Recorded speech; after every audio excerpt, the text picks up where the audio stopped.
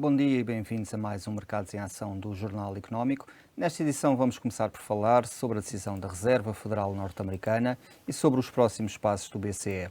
Depois dos habituais números e gráficos do Marco Silva, vamos analisar como está a correr a época de resultados trimestrais nos Estados Unidos e em Portugal. O nosso convidado de hoje é Steven Santos, diretor das áreas de corretagem e de plataformas de trading do BIG, Banco de Investimento Global. Bom dia, Steven. Bem-vindo de volta ao nosso programa. Obrigadíssimo pelo convite. Já há algum tempo que não estava no nosso programa.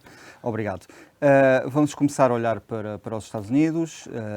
A Fed optou por subir as taxas de juro em meio ponto, a maior subida em 2 décadas, perante uma inflação que está em máximos de 1981, desde 81.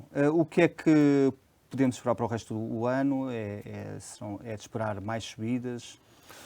Sim, portanto, como referiste bem, portanto, desde o final da década de 70 e início dos anos 80, que não tínhamos uma inflação tão galopante como esta. Sabemos que era uma batalha que os bancos centrais vinham travando para conseguir gerar inflação, que tipicamente é associada a mais crescimento, portanto, uma série de fatores benignos, não estava a conseguir e agora, por uma conjunção de fatores, uns mais de cadeias de abastecimento, com uma série de problemas que ainda se mantêm por eventos geopolíticos no leste da Europa e também pela enorme massa monetária emitida pelos bancos centrais nos últimos 2 anos, agora de repente existe inflação a mais.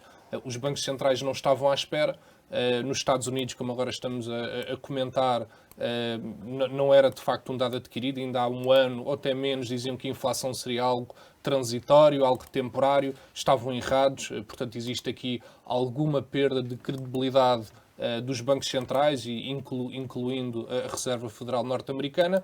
Nesta última reunião houve de facto uma subida. Portanto, já teríamos que recuar 20 anos para ver uma subida de meio ponto percentual. Portanto, isso estava amplamente esperado, era o consenso dos membros da Reserva Federal. Anunciou-se também a suspensão do programa de compra de ativos, portanto, títulos de dívida. Portanto, como sabemos, uma enorme parte do balanço da Reserva Federal são títulos de dívida, quer de treasuries, quer também de mortgage bonds, portanto, dívida associada a hipotecas, e que agora vão deixar de comprar. Portanto, à medida que estes títulos de dívida forem vencendo, não irão estar a reinvestir esse capital em mais títulos. Pelo lado positivo, e a grande novidade da reunião e do discurso pós-reunião por parte do Powell foi mesmo dizer que não estavam a considerar um aumento de 0,75 pontos percentuais, que era uma ameaça que pairava sobre os mercados, e ele, ao dizer isso, que estava afastada para já essa hipótese, os mercados de risco, os ativos, valorizaram expressivamente, as ações, portanto, praticamente todos os setores de risco valorizaram expressivamente no final de quarta-feira até ao fecho de Wall Street. O que é facto é que no dia seguinte começaram ou recomeçaram quedas bastante expressivas, também aqui de notar a perda de credibilidade da Reserva Federal. Steven, costuma-se dizer que o mercado, durante os primeiros 12 meses, 18 meses, depois do FED começar a subir os juros, ainda tem um bom período. Costuma, inclusive, a subir significativamente. Só que, desta vez, a subida não é normal, certo?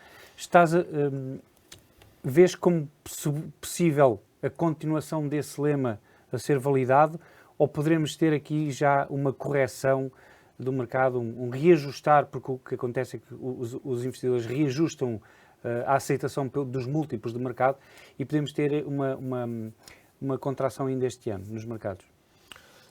Assim, para já o que nós temos assistido, e desde novembro, portanto, do ano passado, uma correção bastante expressiva e violenta em alguns segmentos, sobretudo aqueles mais especulativos, mais associados à pandemia, mais, digamos, alavancados, portanto, empresas do segmento high growth, portanto, de crescimento rápido, tudo o que é ações tecnológicas, criptomoedas, também se quisermos tocar aí, elas estão com uma correlação altíssima com o Nasdaq 100, portanto, esses têm tombado de forma bastante violenta. No entanto, costuma dizer-se também que a guerra só termina quando os generais morrem. Portanto, os bear markets terminarão ou estarão próximos do seu fundo quando os grandes mega caps, as grandes empresas, terão tido quedas acentuadas.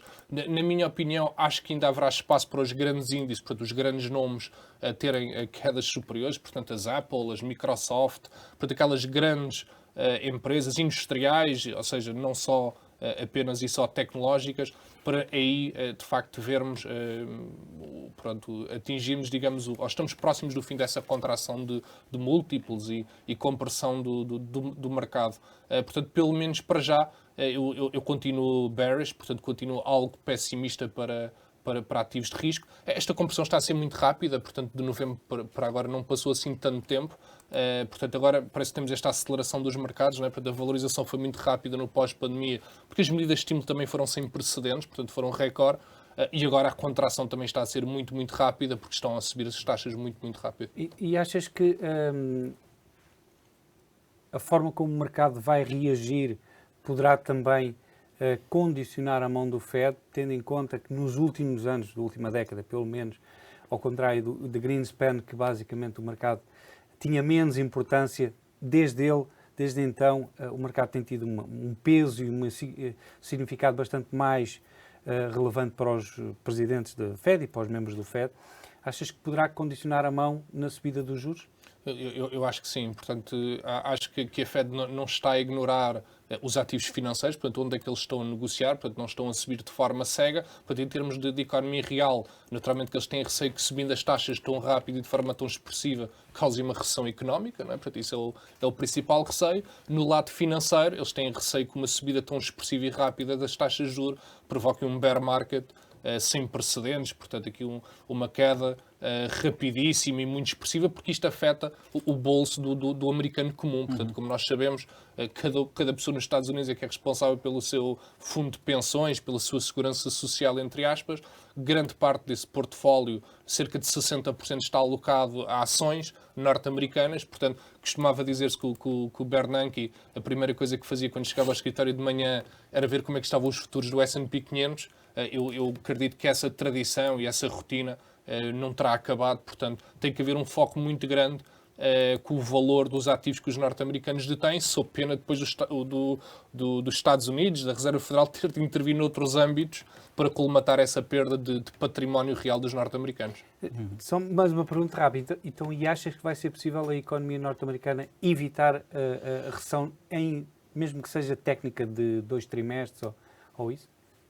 É uma pergunta muito difícil, se vai conseguir evitar ou não uma recessão. Eu acho que está aqui a criar-se uma conjugação de fatores muito, muito preocupante em vários pontos do planeta, portanto, desde a China, que agora com a política de Covid-0, quer dizer, temos as fábricas de muitas multinacionais europeias e norte-americanas encerradas, temos uma guerra que está a impulsionar preços de energia, temos o dólar americano em máximos de vários anos, portanto, obviamente que o fator cambial para as grandes empresas norte-americanas está prejudicado, portanto, quando faturam em mercados internacionais e trazem essas receitas para os Estados Unidos para convertê-las para dólares, vão ter menos lucros para apresentar aos acionistas. Portanto, acho que há uma série de fatores muito preocupantes, e eu até tendo a ser um otimista em mercados financeiros, que me faz acreditar que possamos ficar muito próximos ou até entrar numa recessão nos Estados Unidos. Olhando aqui para a zona euro, o governador do Banco Central da Áustria veio defender que o Banco Central Europeu deve implementar 2 ou 3 subidas de taxas de juros este ano, e já o governador finlandês veio defender que a primeira subida devia ter já lugar a partir de julho. Como é que olhas para estas declarações e se farão sentido neste momento? Aqui na Europa a história é um bocadinho diferente, portanto, enquanto nos Estados Unidos eles são muito mais dinâmicos a subir taxas e reduzir taxas, portanto vão criando almofadas nos momentos bons para depois utilizar essas mesmas almofadas em momentos maus. Aqui na Europa não, portanto estamos com taxas negativas desde 2014, são quase 10 anos. Estamos aqui a falar dos piores momentos da crise de dívida na Europa, em que Portugal sofreu bastante, como nos recordamos todos, e portanto não há assim grandes ferramentas que a Europa tenha ao seu dispor neste momento. Portanto, aquilo que estava estabelecido já há muito tempo é que o BCE iria suspender a compra de ativos, portanto, a compra de obrigações, antes de começar a subir taxas.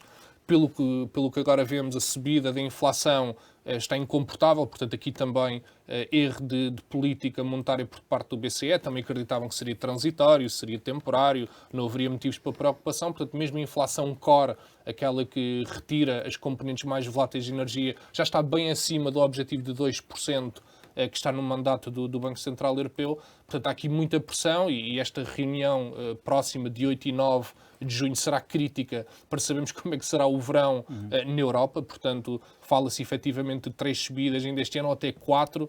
algumas casas acreditam, e no próximo ano fala-se de 2 a 3 aumentos adicionais, 2 a 3 aumentos adicionais, portanto isto faz aqui 7 ou 8 incrementos nos próximos meses. Portanto, é aqui muita pressão que está sobre o Banco Central Europeu, muita necessidade de agir e acalmar a inflação, mas ao mesmo tempo ainda mais preocupações com possível recessão na economia europeia e, por outro, também afetar os países mais endividados, sobretudo no sul da Europa, que poderão não conseguir gerir tão bem este aumento do custo de financiamento, que está negativo há anos sem fim, na minha opinião, distorce as avaliações dos projetos de investimento, distorce as avaliações das empresas, criamos zombies completos na economia há quase 10 anos e alguns países conseguem gerir bem, o caso de Itália, outros países talvez não consigam gerir tão bem este aumento de taxas.